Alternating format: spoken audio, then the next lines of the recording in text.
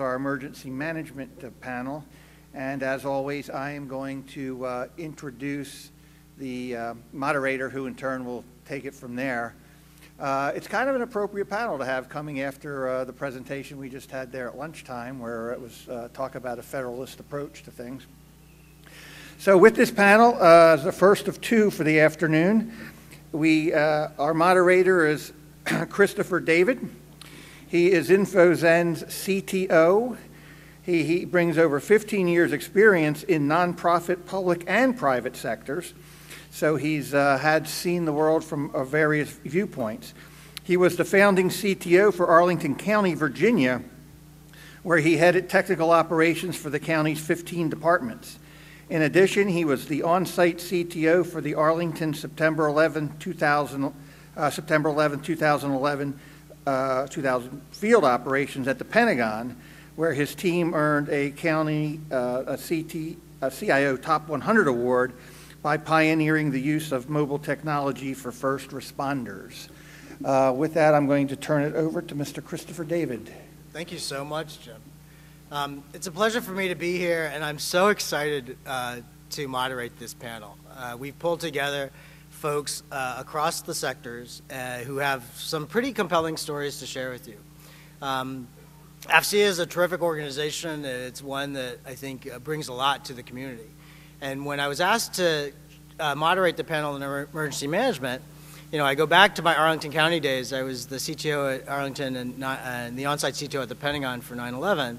Part of what we were able to do there was leverage the relationships we built with the public to basically make sure that folks were engaged at the proper level and that we were able to move rescue and recovery operations along the board. So to my left is Jamie Barnett. What I'm going to do is, you have their bios. I'd like them each to, as I go through, I'd like them each to just talk a little bit about what their role is currently, what they do specifically with emergency management. On our planning call, we made it somewhat structured so that you get as much information as you can from the session. Jack Brown from Arlington County. Also, actually someone that Jack and I worked together for a little bit when he was developing the county's new E911 center. Chris Geldart from the district, emergency management. I was talking to Chris earlier, and I'm surprised that our paths never crossed. What you find in emergency management is you work with a lot of folks, you know them by name, you know them by phone, but when you actually physically meet them, it's actually a really nice surprise, and it's really a nice way to make connections. And then Becca O'Brien from McKinsey, bringing out, if you think about emergency management as the full life cycle. So you have an incident that happens, you have a recovery and response operation, you have immediate needs in terms of crisis management, but then the long-term effects in terms of the economic impact to the organization or to the community, what are the long-standing repercussions in terms of job loss. And so McKinsey brings out that part of it from the standpoint of looking at emergency management from the full life cycle. So having said that, let me ask Jamie to start us off. And again, just sort of brief intro of what he does, and also kind of looking at, I asked them, talk to us about a scenario, a specific scenario, the barriers of how you were able to work with the public and some of the things that were difficult, your lessons learned, and also on the tail end of this, and we'll leave time for questions, if you had a crystal ball, tell me what your world looks like in the next 6 to 12 months in terms of emergency management. And the focus again on the public sector coordination. So, Jamie? Christopher, thanks so much, and thanks to Vince Patton and Jim and all of AFCEA and the sponsors that have got here today. So I guess by way of introduction, really what I am is just a lawyer. I've been with my law firm now for, I think, 15 business days. So if you're one of my attorneys, if you're one of my clients, I'm sorry I don't know that yet, or if I'm suing you, I apologize. I'm just not fully up, but I am an attorney. But before that, and I think the reason why Christopher and Vince Patton asked me to come today is because I was at one point Chief of the Public Safety and Homeland Security Bureau of the Federal Communications Commission, which had purview over a lot of the preparedness. We worked very closely with FEMA. And while I was there, we had 4 or 5 major emergencies that we can talk about. The first one was the station fire, which several of you may remember back in 2009, which turned out to not be as bad as it could have been, but if it topped that mountain, it would have knocked out all of the communications for that very populous area out in California, as well as knocking out several TV stations, all of which had towers at the top.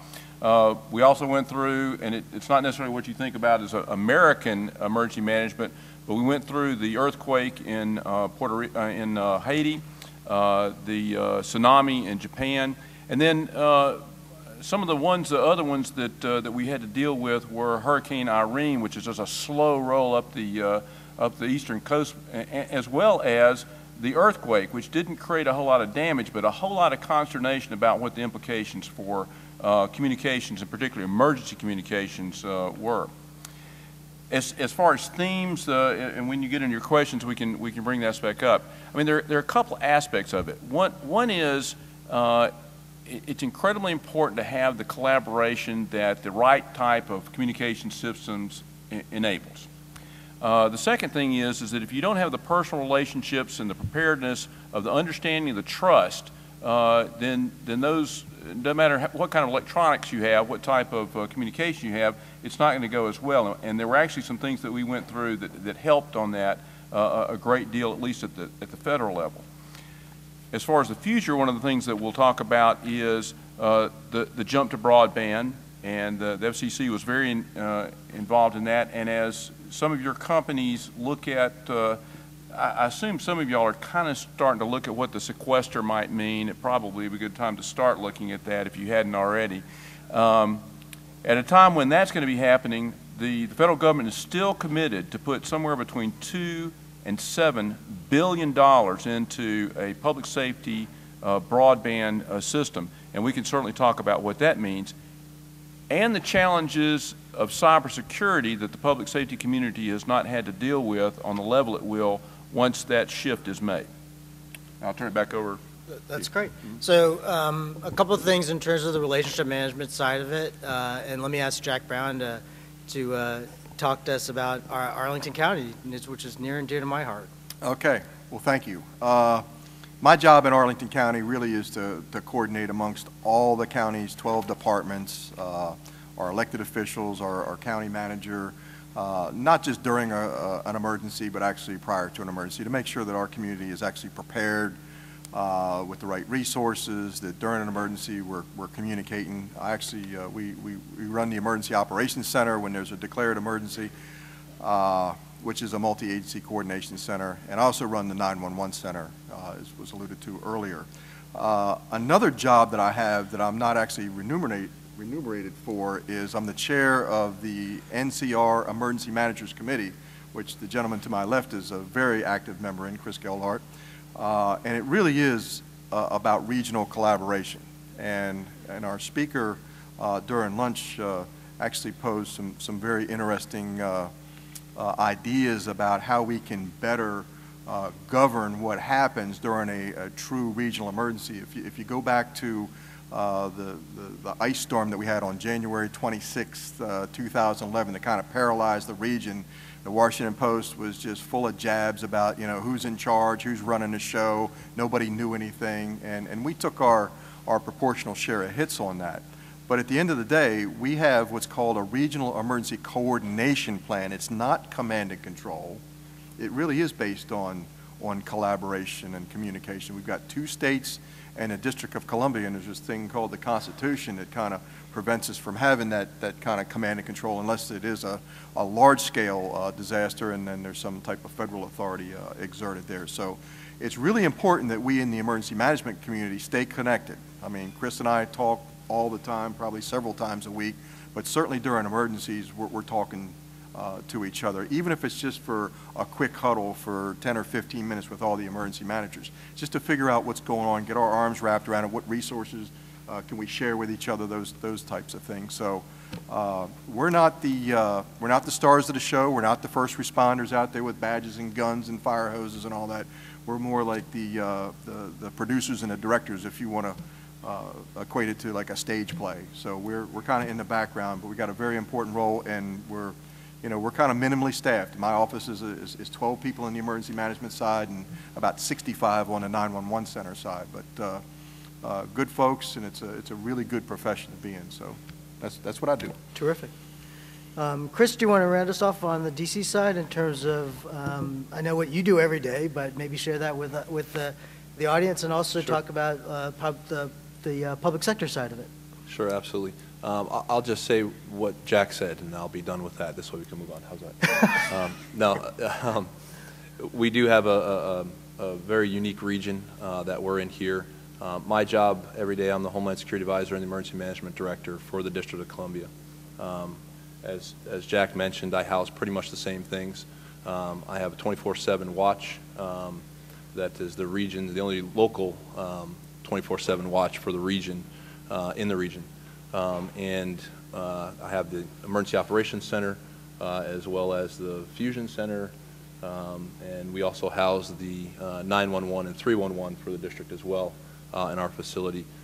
Unlike Jack, we're a little bit more staffed, just being the nation's capital. We have about 70 folks in our emergency management side, and then probably another 20 on our Fusion Center side, and then about 150 on our 911 and 311 side. As Jack said, there are a lot of things that there's really nothing that happens in the District of Columbia that doesn't become regional pretty quickly, given the nature of the transient community that we have coming in every day. Our nighttime population right now sits at about 650,000 folks at night. Our daytime population swells anywhere between 2.5 and 4 million people, depending on time of year and folks visiting the Capitol. So we have a very different mission, daytime and nighttime. However, anything that does happen really does end up going regional, and we rely very heavily on our partners in Arlington and Alexandria and Montgomery and Prince George's and other counties around the region, especially on our private sector partners. We have a lot of different things that are required for us to do when bad things happen. Most of those can't get done without the coordination and collaboration with the private sector. We've just stood up, and for the presidential inauguration, we went live with our Business Emergency Management Operations Center, which sounds like it's its own entity, but it's really not. It's part of our Emergency Operations Center. Representative in there are the major sectors of things that would need to rely on us, and we would need to rely on them when it comes to an emergency happening. So we have our food sector in there, our fuel sector in there. We have various other folks that are engaged in the community and providing services that, pharma is in there. Power, of course, that's a regulated entity, so they're in there all the time regardless. But in that Business Emergency Management Operations Center is really where we engage the private sector entities with us throughout what we call our battle rhythm, throughout our daily operation plan, and everywhere from setting objectives for that operation period all the way through our tactics meetings, which are how we're executing things on the ground, because it's that important for us to be connected to the private sector. We don't move things without fuel. We can't get people back to normal unless we get food back on the shelves in the grocery stores and things like that. So they're an integral part, and we see them as a full partner in the District of Columbia. So that's a little bit of what we're doing on the private sector side. It's so interesting to hear the different perspectives with regards to what we do every day. I'd like Becca to round us off on the McKinsey side with, again, I mentioned the full life cycle management of emergency management, and really thinking about the long-term repercussions of what happens to an environment when something happens. So, Becca? Thank you, Chris. I'm Becca O'Brien. I'm a senior manager at McKinsey & Company here in the DC office now, although I have been with McKinsey on and off over the last 12 years and have been in a couple of other offices at other times. Principally, relevantly for this group, I took about 3 years away from McKinsey after Katrina and worked first as the policy director for the White House Task Force coordinating federal support for long-term rebuilding after the Gulf Coast. This was a task force set up about 6 months after Katrina and ran then into the Obama administration, so for many years. And after about a year with that organization, I spent 2 years working in City Hall with the mayor's senior executive team in New Orleans. So I've seen both the local government side as a local government official and the federal government side as a federal official, as well as having had experience through McKinsey and watching other colleagues of mine have experience through McKinsey, working mostly with governments, occasionally with not-for-profits or businesses, but largely with governments all over the world in helping them set up to manage and then manage their coordination of long-term recovery from major events. So we had a team for about 2 years working with the government of Indonesia after the Indian Ocean tsunami, helping with the recovery of Aceh, Nias, and other affected areas in Indonesia. We did a piece of work in Haiti after the earthquake there. We have done a big piece of work in the last couple of years with the government of Colombia after the flooding that country has experienced in the last couple of years, and dozens of other examples, earthquakes, floods, fires, et cetera, around the world. And what I would say that I both experienced in my public sector roles and have found to be the greatest need in my client service in this area really boils down to two things. And I want to be clear that I am speaking about the experience of public sector leadership after the critical operational periods of rescue and response have at least begun to scale down or have moved into something more like a steady state sort of management state. And what I have observed, what we have observed happens at that point, is that traditional policymaking mechanisms take over, as they should. This is the kind of accountable decision-making about resource allocation that we want to see in our government and in other governments around the world. The challenge is that no government is set up in peacetime to deal with something so massive and complex as a major disaster of the scale that we're talking about here. A Katrina, a Haiti earthquake, even a Sandy can be very taxing for local, state government entities, particularly once you move past those whose full-time jobs it is to have the battle rhythms and the practices in place and the information available for them to make decisions day in and day out in the response and recovery period. And as a result, what government decision makers really need as they move into longer term recovery is really kind of clusters around two things. One is establishing and supporting good management practices that maintain appropriate focus on the specific challenges related to this sort of unprecedented complexity and scale of policymaking and resource allocation that's required after a big disaster. That needs to be set up early and sustained for way longer than anybody ever remembers that it is needed. I'm talking about regular information sharing meetings, not just within an executive branch, but across quasi-independent and independent agencies, so interagency, interlevels of government. I'm talking about coordinating meetings with private sector and other stakeholders in the community.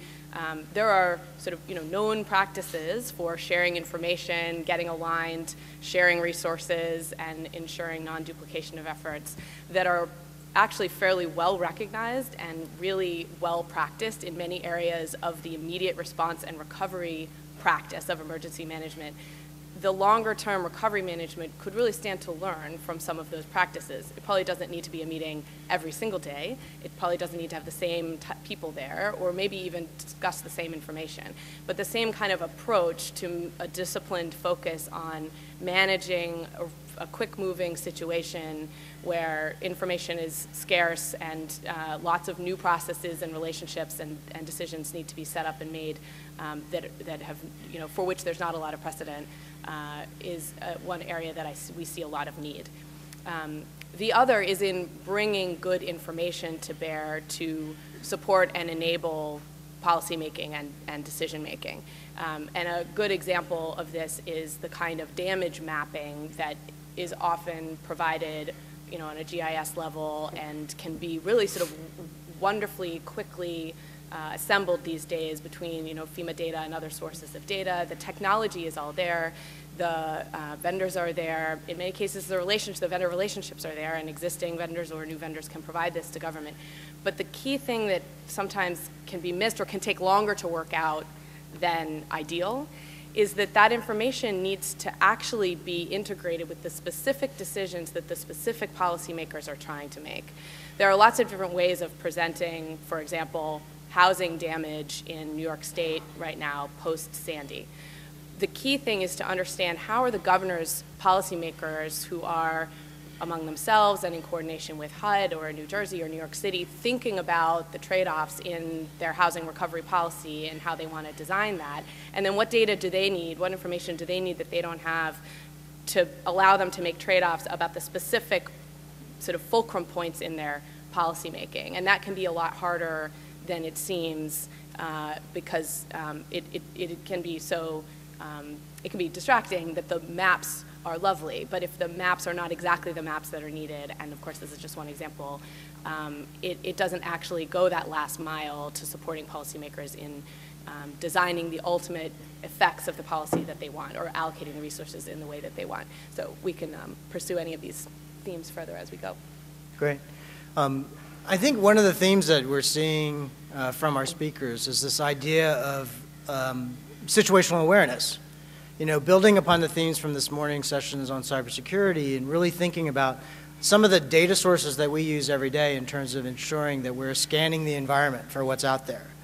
And I guess part of what I wanted to get into is some of the challenges associated with interoperability and sort of where some of those might reside. And so I know Jamie and I were talking earlier about interoperability and some of the key challenges there, especially as we get into public broadband and some other technologies. So maybe you could touch on that.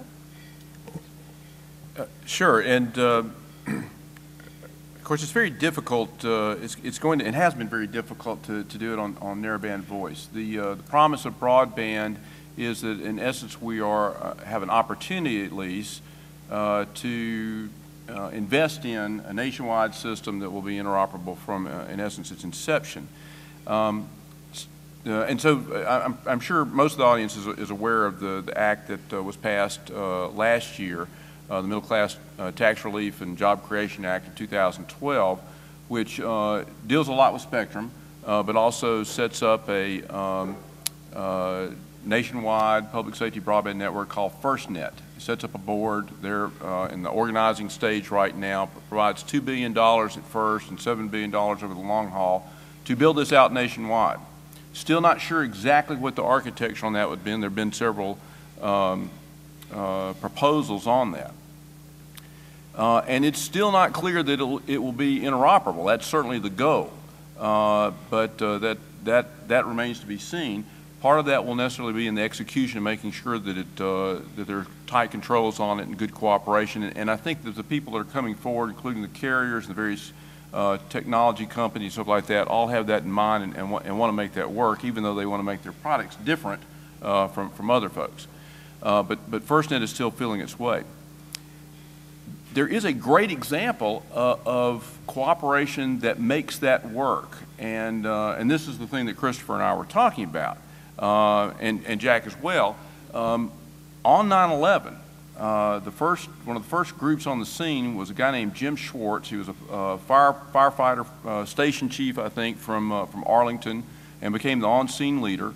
Does anybody know how long they battled the fire in the Pentagon? Any guesses? Well, I know you know. I know. 3 months. 3 months. They had about 13 different fire agencies do it. Why did it take so long? Well, up in the top part, you know, it was all built very quickly in the early 1940s. The Pentagon was built there, and in the roof they used the insulation that was available to them at that time.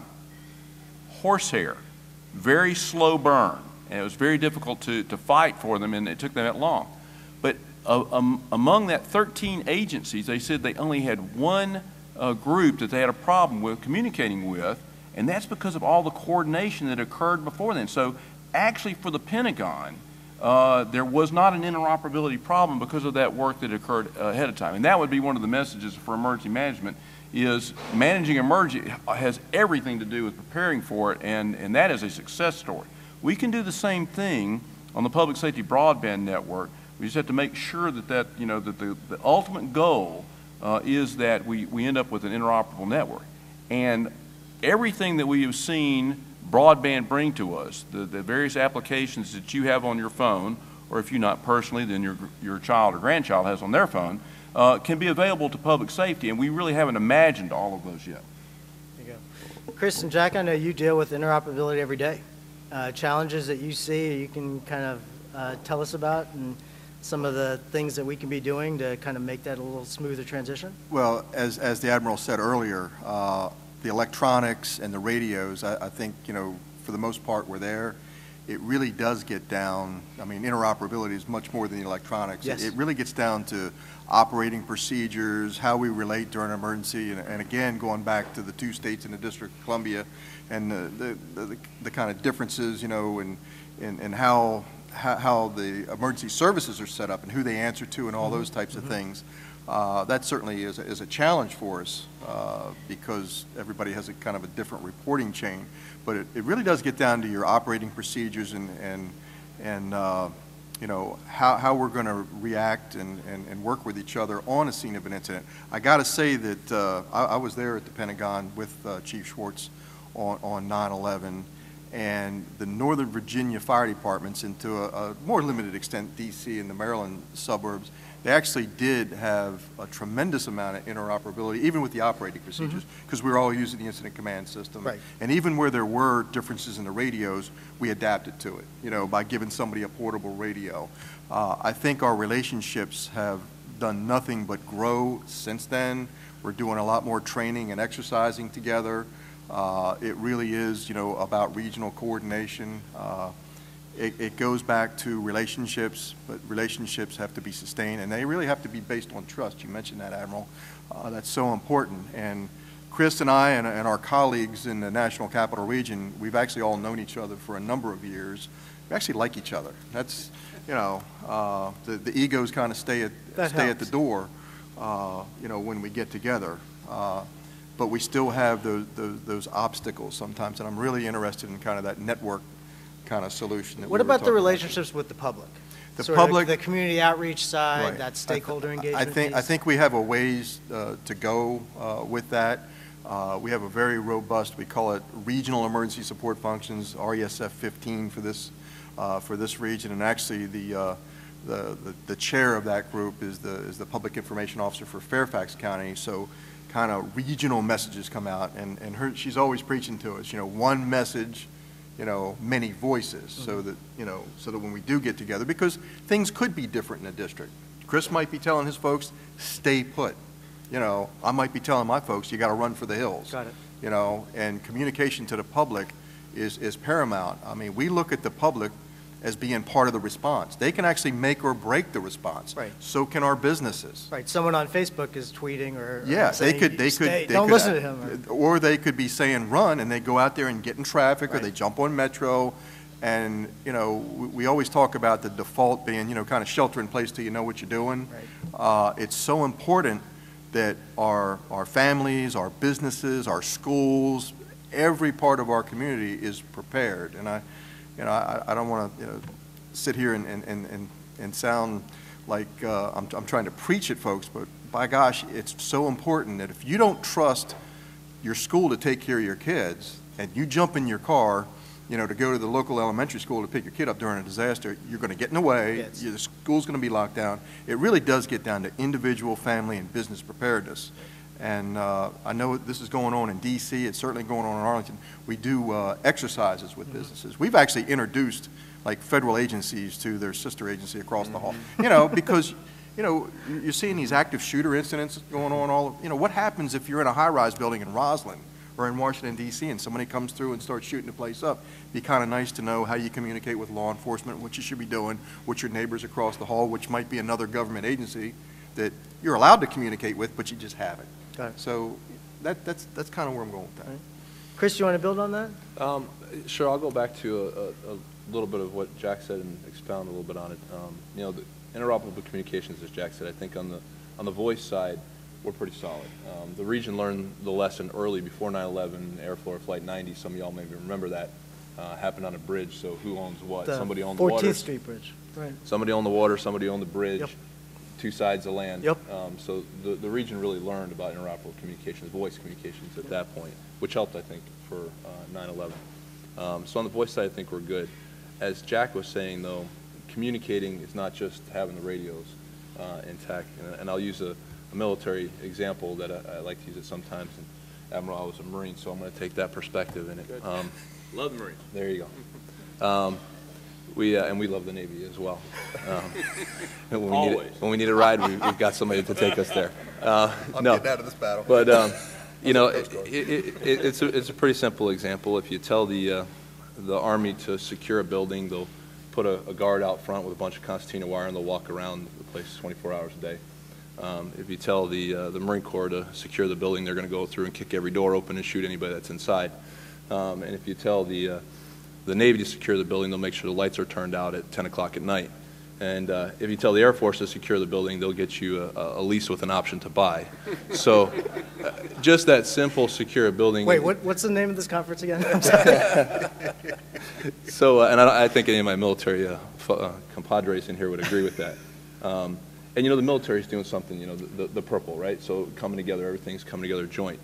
We're doing the same thing on the emergency management side. As Jack said, the incident command system that's being adopted, the region's adopting that system. So now, when Jack stands up his emergency operations center and I stand up mine, we have the same people doing the same jobs the same way off the same playbook. And as we work with our private sector community, we need to get them into the same process. And that's what we're trying to do with our Business Emergency Management Operations Center, is to get those folks in and, using a bad word, indoctrinate them into how we try to do business during a really bad time. And the more folks understand, the more we talk the same language when things are happening, the easier it is to get a successful outcome in that. So I think that's It was something that Becca and I were talking about earlier, and that is how you engage the public when you do have an emergency. So during 9/11, we would have in Arlington Girl Scout troops that would basically get together and make sandwiches. And they would think, basically, I could just take these sandwiches over to the Fire Station 5, and that's the way I would help. Well, on the surface, that's a great thing. You have, a group of folks who are engaged in trying to provide some help. But the bottom line is we can't take those sandwiches. We don't know where they were. We don't know how long they sat on your kitchen shelf. We don't know, who these Girl Scouts are. And so part of that was basically, getting the public aware. What was the word you used?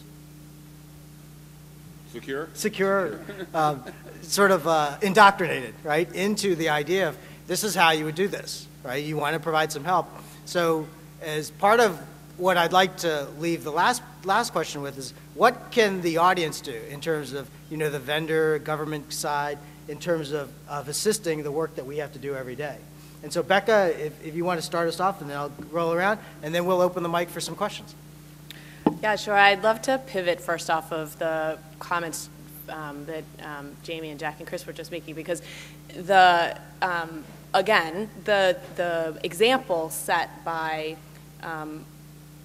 early and first responders and the group of people who professionally identify themselves majority of the time with emergency management and homeland security practices and disciplines is well out ahead of the coordinating functions that come behind in longer term recovery, which nonetheless we can all agree, absolutely benefit just as much from being early prepared, having early relationships established, having early agreements on practices and knowledge and familiarity with one another's organizations. And yet there's just not even, we're like a full cultural rotation behind in establishing that is worth the time in peacetime to invest in preparedness for those kinds of relationships and decision-making practices and leadership practices that have to be in place for longer-term recovery. And in the example in that part of the life cycle in the field where I spend most of my time, the analogy to secure the building is we need a plan. We need a recovery plan. I hear this phrase all the time. People know that plans are a good thing in general, and I don't disagree. But I've never met two people, or very rarely, who actually mean the same thing when they say we need a recovery plan. And I don't just mean across geographies or across disasters. I mean in the same disaster. And I don't just mean across agencies or levels of government in the same disaster. I mean people who work down the hall from one another. I mean people who work for and with one another every day. So the idea of what does it take to have a recovery plan in the end is not actually very useful. From a communications perspective, it doesn't allow us to know what decisions have to be made, by whom, and therefore what practices or actions do we need to take, put into place, what data do we need to gather in order to accomplish some objective that people have in their minds but has not yet been fully expressed. And I think this goes to the question that you just asked, Chris, which is the private sector also in general has more practice with management practices and disciplines by the nature of the cadence of work and the incentives in the sector. Private sector vendors and partners can be really powerful in not just supporting or sort of extending the capabilities of government, but in being thought partners and role models for precision of language, clarity of purpose, full alignment, even when everybody thinks that they're agreeing, ensuring sort of full alignment and shared purpose. And that is so much more valuable when contexts and circumstances are complex and new to the people involved. So I think in one piece of guidance that I have is to invest time not only in understanding where policymakers are, but also in thinking, helping them, don't assume that they know what they're talking about, but helping them think through with precision what it is that they're trying to get done. Much more tactically, although I think on a similar theme of not assuming that that public sector partners who are in decision-making positions always have all the answers. I've observed a great deal of delay occur when nobody wanted it to, purely because it was challenging to figure out new forms and structures of contract to get private sector help in place when it's needed, or to figure out the right ways to flow money through for payments and secure streams of payment, even when the amount of money being available is not the issue. There tends to be a lot of resources sort of sloshing around after a major disaster. That's for good reasons, bad reasons, that's not to be debated here, but it tends to be a fact. And it's often not for lack of resources that the right help doesn't get to the right place. It's often, obviously, lack of information, which we've talked a bit about here, about where the real needs are, where can the demand be met with supply. But it also can be as simple as having a best practice contract example from another circumstance where, you know, a government official can call a peer official somewhere else and say, did this contract work well for you? Were you able to manage performance well under this? Did, you know, HUD or FEMA or whoever the relevant eventual reimbursing agency find this to be an acceptable form of contract for you to get the help in place that you needed? And, you know, not by taking a private sector vendor's word for it, but by being connected together with a reference elsewhere in the public sector, can find the confidence to move forward in a way that is where the contract and the arrangement might look quite different than what they've seen before. That's great. A couple thoughts. The other folks on the panels, advice for the audience, some insights in terms of how we can better engage them. We've talked a lot about relationship management and really making sure that, you know, interoperability, we talk bits and bytes, but the biggest piece there are the relationships that you form. And so how do you, you know, insight from the other folks in terms of, to this audience particularly? I'll put one out. I spent the last week with a group called Big City Emergency Management. So we were out there with New York City, Los Angeles, San Francisco, Chicago, the major cities, emergency managers. And we got a briefing from Joe Bruno, who runs emergency management for New York City, on Sandy. And in his discussions and in our back and forth in the discussion, the biggest issue, the challenge that they had during Sandy was getting big enough, fast enough. Mm-hmm. When you have a large disaster like that happen, and it could be a Katrina or it could be an earthquake or a superstorm that hits you with almost a hurricane and almost nor'easter and almost snowstorm, blizzard. That's just a trifecta I don't want to ever see here. But the thing for them is, how do you get big enough fast enough? And that's not just the government side. When something like that happens, that's the whole, and FEMA puts this out very strongly right now, it's the whole of community. So as the folks here in the audience are looking at what they do day in and day out, whether it's provide services, commodities, or whatever it may be, another government entity, how do you play in assisting the jurisdiction being affected in getting big enough, fast enough? There's more than enough work to go around when you have a very large disaster like that. So the question is, where do you fit? And how do you fit? And where can you help? And how do you plug in to say, hey, I can help you? If you don't know the answer to those questions right now, that's something I would think about if I was in the audience. So having an inventory of your tools, your people's skill sets, the products and services that you're able to offer during an emergency management response, and also knowing within the federal government and also the private sector sort of the connections, who should I have this conversation with now as opposed to when something happens. So that sort of planning ahead and really understanding what the capabilities are from an organization perspective is important. I'll put a little perspective on that. Jack gave you his numbers. He's at 12 at a county level. I'm at a larger city level. I'm at 70. New York City has 150 people in their emergency management operation, and then they have 300,000 New York City government employees that are all, by directive of the mayor, volunteers when a large disaster like that happens. And they used, I would say, probably 299,000 of them during the disaster, and they still had the issue of getting big enough, fast enough for managing something like that. So, interesting you should mention that. After 9/11, we had some of our county employees, they went home. They didn't feel like they had a role in this emergency. Well, we fixed that after 9/11. All of our employees have other related duties, which includes emergency management. And even if you work in the libraries, you may be put on a phone answering questions, from the public. So that we really learned a lesson there. Chris talked about kind of the strategic aspects of this. I want to talk a little bit about kind of the bottom up, and as I've been kind of talking about individual preparedness, for your businesses themselves, if you're in a community, and let's say you're located in Arlington or Washington, D.C., make sure not only that everybody's prepared, but where you get your information from.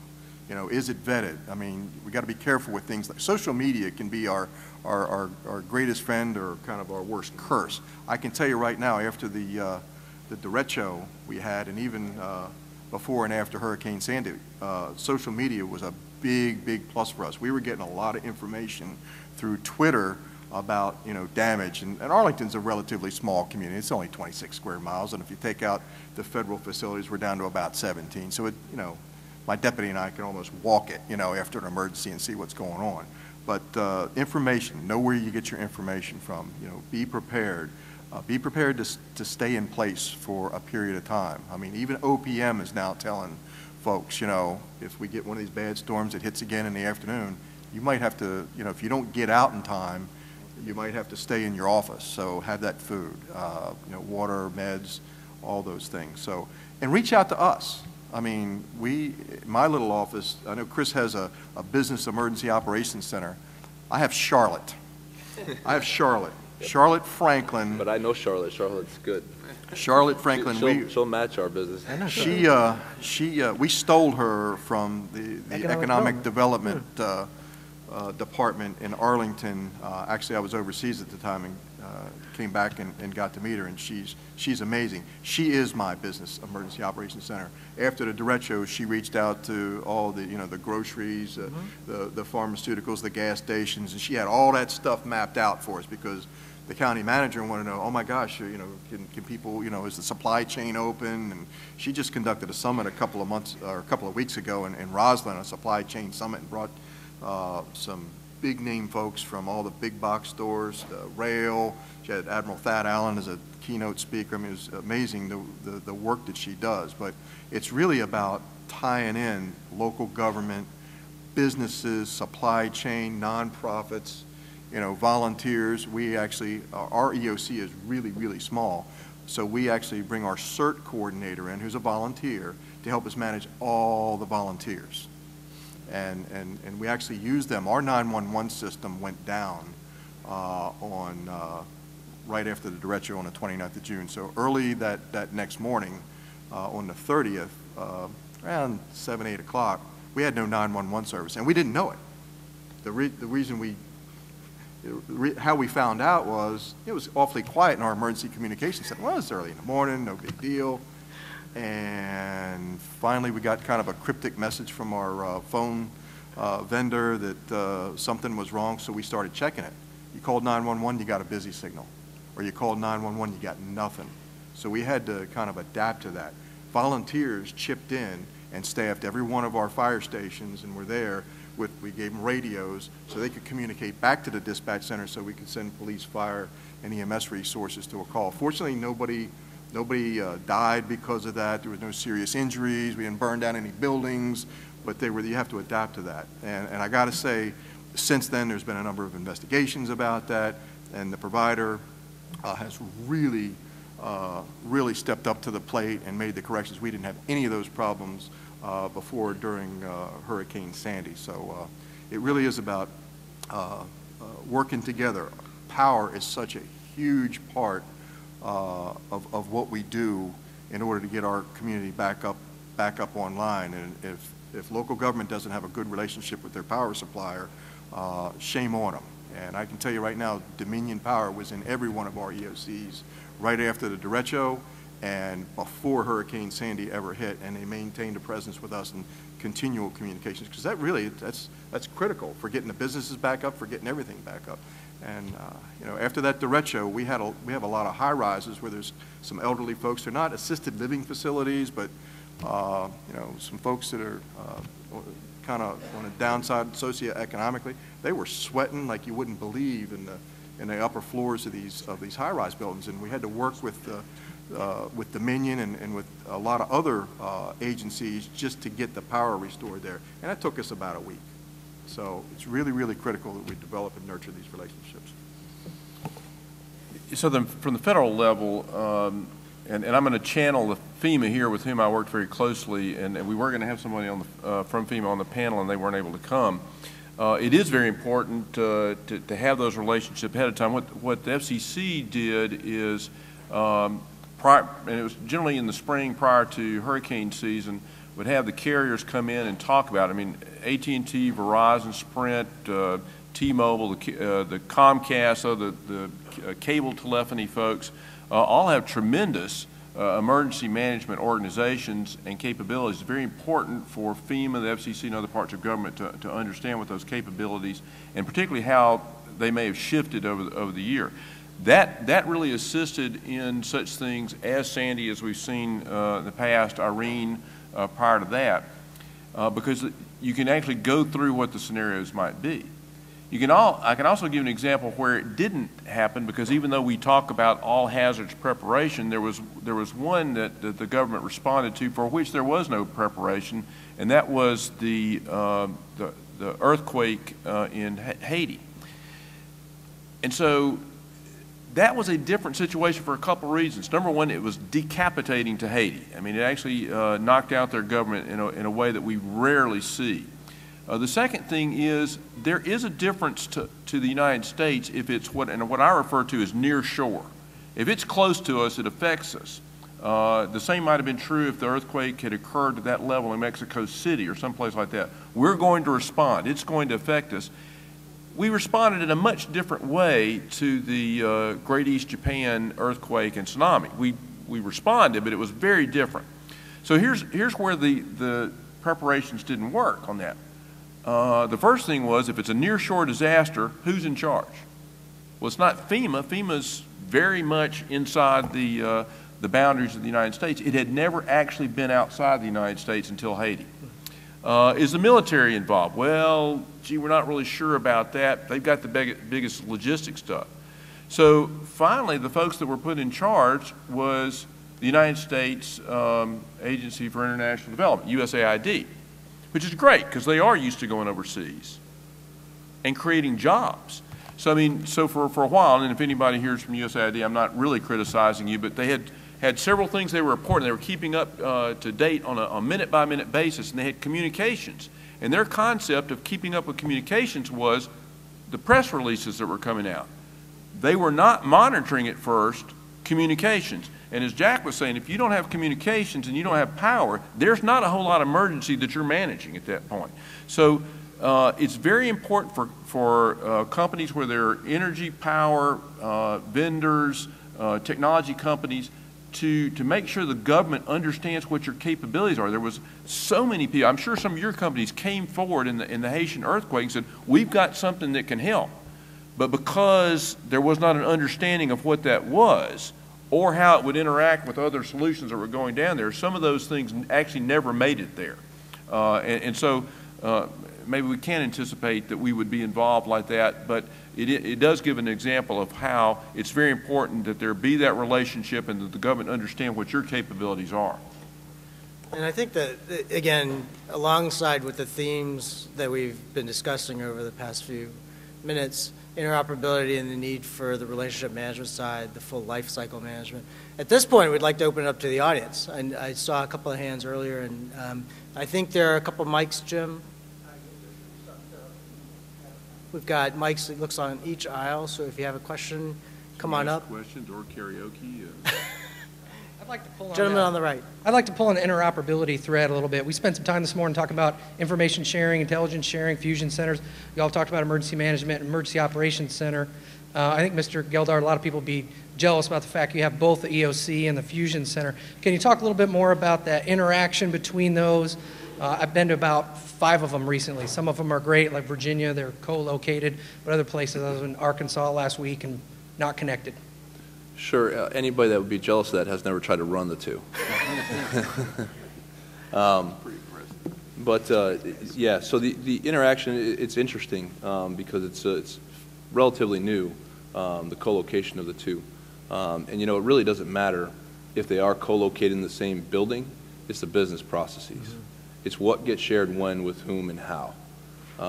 You know, there was a big to-do about ensuring that there was a co-location, and literally my 24/7 ops center, you look through the window and that's right where my fusion center sits. And that's great, but what we found very quickly was that didn't mean anything for sharing of information or making the process any better.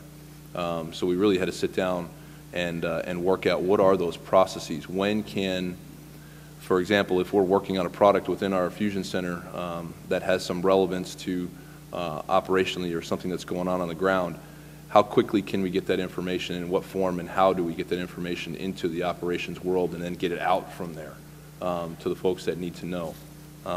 And conversely, what we found is even more valuable is as we're working operations and things are going on, how is the fusion center taking in different bits and parts and pieces of information, whether it's from a lot of what Jack talked about through the social media or through what we're seeing on the ground or incidents that are actually happening while things are going on. And how is the fusion center looking at are there any dots that are connecting in this? Is there anything else, any more information that we can provide to the folks on the ground that are dealing with that to better understand and handle the situation? So it's still a work in progress, but I would say the biggest piece of that is how do we share information with whom and when? And that's really the mantra that I gave to them, to say, take the scenarios, take the situations both back and forth and tell me how you're going to do this. Not, we can't do it in this or we can do it in that. Tell me how we're gonna, because we're gonna have to. Earlier we talked a little bit about sort of full life cycle management, emergency management. I tended to focus on the tail end of that, sort of long-term repercussions. But the beginning of that, you know, that whole ingest of information, either from a fusion center or from other data sources that we use for situational awareness. You know, and I think the fusion centers are absolutely being leveraged now in terms of making sure we have an overall scope of what's going on in the environment, both before something happens, during, and certainly after. So leveraging those data sources across the organizations that are responsible for emergency management, I think is a big deal. So it's nice to see a lot of those technologies and solutions are out there. Other questions?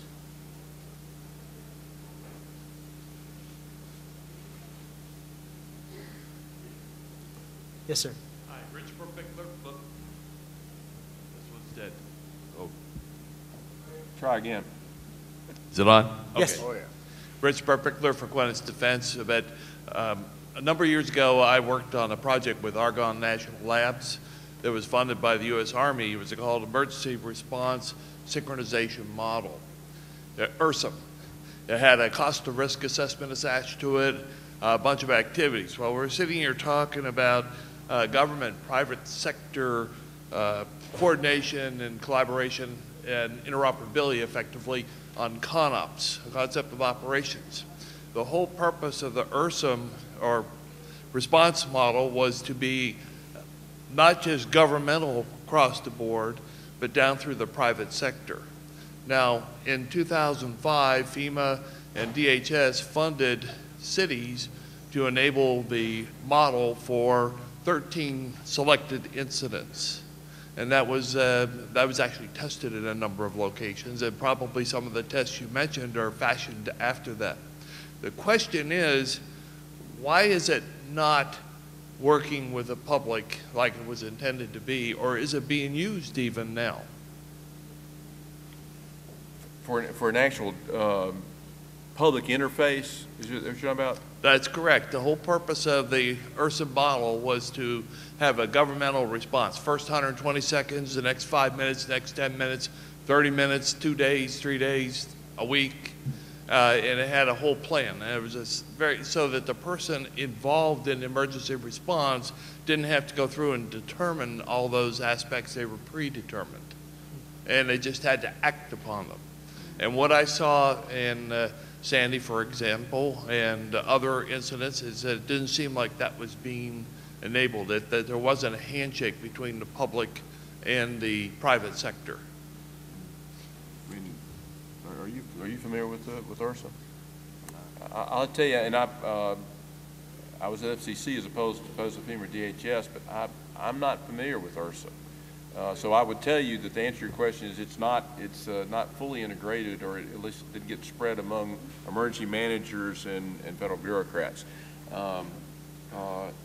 Now, having said that, I do know that they're constantly updating the procedures from the National Incident Management Framework, NIMS, and those types of things. There is a whole lot of lesson learned going on with Sandy, because obviously they realized that was not the best, and I know Jack mentioned that both from the derecho and from Sandy that there are investigations going on. Those are ongoing for my successors at the Federal Communications Commission, and the derecho report, I guess, is out. The Sandy, they're still having field hearings on Sandy. There'll be a great deal to learn from that. So maybe that'll actually revive what you're talking about. Other thoughts from the panel? Other questions? If not, we'll do basically closing thoughts. Becca, you want to start? If there's some closing things you want to talk about? If I said to you, put a crystal ball in front of you, what does it look like in terms of emergency management and the public sector coordination over the next 6 months, 12 months, 18? Well, I do think there's these interesting lessons to be learned from Sandy, and I would hope that the conversation about commonalities would be the dominant conversation. I mean, I'm speaking of commonalities between Sandy and other major disasters. Katrina, of course, is the common touch point, but there, of course, have also, Ike and many other disasters of substance have happened in the time since Katrina. And I think focusing on what tends to happen the same, regardless of geography, sometimes even type of disaster, demographic where the disaster occurs, sort of native infrastructure and human capital infrastructure, physical and human capital infrastructure that are already in place when the incident occurs. offers a lot of, offers sort of a broader set of shoulders to stand on for the next communities that will encounter these challenges. It's easy to parse the differences. That's important too. There obviously are many differences between the New York region and the Gulf Coast, but I think in fact having two extremely diverse data sets like this offers an opportunity to look for what there is in common and learn some of those lessons. The other thing I would encourage folks to do is keep an eye on, keep an eye and sort of send good wishes to the what's underway at the international level. Early days, but the World Bank, the UN, and the EU are launching a sort of consortium process to convene experts, conduct case interviews, hold international conversations, and very specifically sort of enable and formalize a community of practice around long-term recovery management in the international field. There is a protocol for sort of more immediate response, and the the post-disaster needs assessment process has been in place for a little while and tested in a number of scenarios. The recognition is that while that's very important, the link is not yet being made between the post-disaster needs assessment and the actual policy solutions and resource allocations that need to happen afterwards to meet those needs and bring those about. So it will be interesting to watch.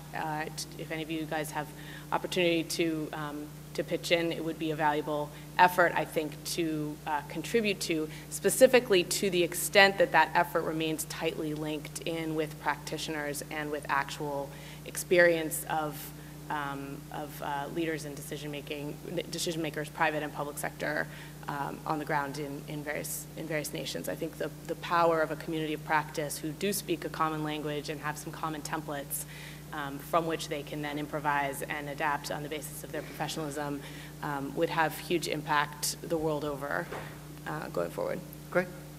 Chris, closing thoughts?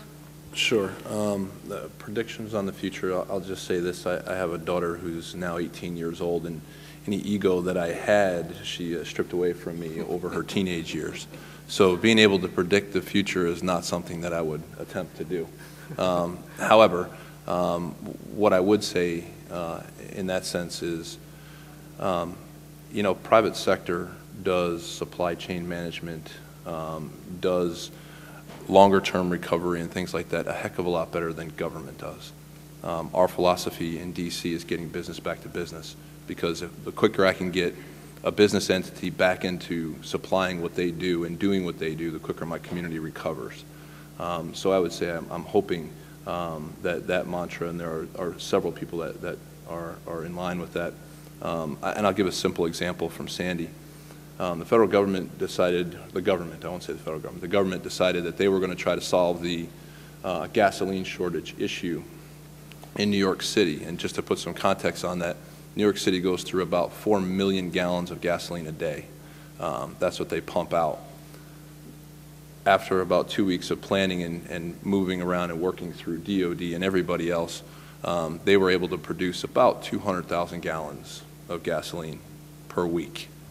The government can't do what the private sector can do when it comes to supply chain management.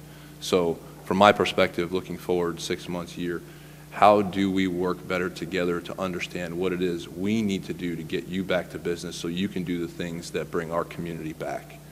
That's what I would see in the future. Great. Jack? We're always, I guess I got to dovetail on something Chris just said. We're always asking as local government, how you can get stuff to us, open up that supply chain, get us services, goods, and everything. We need to make sure that this is a two-way street. You got to tell us what we can do to help you. If you own a business and you're supplying pharmaceuticals or food or fuel, or what can I do at local government? Work with us here. It could be something as simple as getting the streets clear, getting the power on, expediting the permitting process. Could be simple things, but this really is a partnership, and I see it, kind of down the road doing nothing but getting better. Because like Chris said, we need you. We need each other. We're all in this together. And Jamie? So I'm going to look in just a little slightly different area of the crystal ball, and these would be things that I hope that you'll be involved with. If we look into the near future, there are two game changers. One is the public safety broadband network, and I hope that if we were sitting here this time next year, that we'd be looking at you and you'd be talking about the solutions that you provided to the new public safety broadband network, and whether it's equipment or services or both. I think it's going to do a lot for emergency management and public safety communications. It will bring with it new risks and challenges that public safety has not dealt with, and it may be that emergency management has not dealt with it on the same level as either, and that's cybersecurity risk. If you're broadband, that means you're open up to all the various cybersecurity risks that we're seeing in other realms. And that brings me to the other game changer, and that is, to some degree, the Cyber Executive Order, Executive Order 136, that just came out. All voluntary, which might make most of industry say, oh, well, it's just voluntary, we don't have to worry about that. Read it again. We're advising our clients to get actively engaged in it, because there will be in what is a very short process, the preliminary draft of the cybersecurity framework that will go across all critical infrastructures will only be 240 days. In the next 150 days, the General Services Administration will start developing recommendations on the incentives of what will go into government contracts with regard to standards that have not even been developed yet. So it's very important for trade associations, for companies, to at the very least monitor what's going on, but probably more particularly to get involved, because the first thing that will happen is they'll create a framework of what's going on right now, in other words, what the baseline is, and then what the best practices are. But there's a clear implication that a standard will be developed at which you and your company are either at or below. And even though it's voluntary, there may be a reputational implication, a competitive disadvantage if there's a gap there. And if something happens to your company and you were not up at that level, what does that mean for you? So this is a big year for cybersecurity. Even though all of this stuff is voluntary, it doesn't mean that there aren't implications and ramifications that come from this. And of course, from my standpoint, of course, I think you should consult your attorney. With that, again, I've really enjoyed moderating this panel with Jamie, Jack, Chris, and Becca. I hope the information is helpful to you and as part of the conference. And I think with that, am I a little over? Or?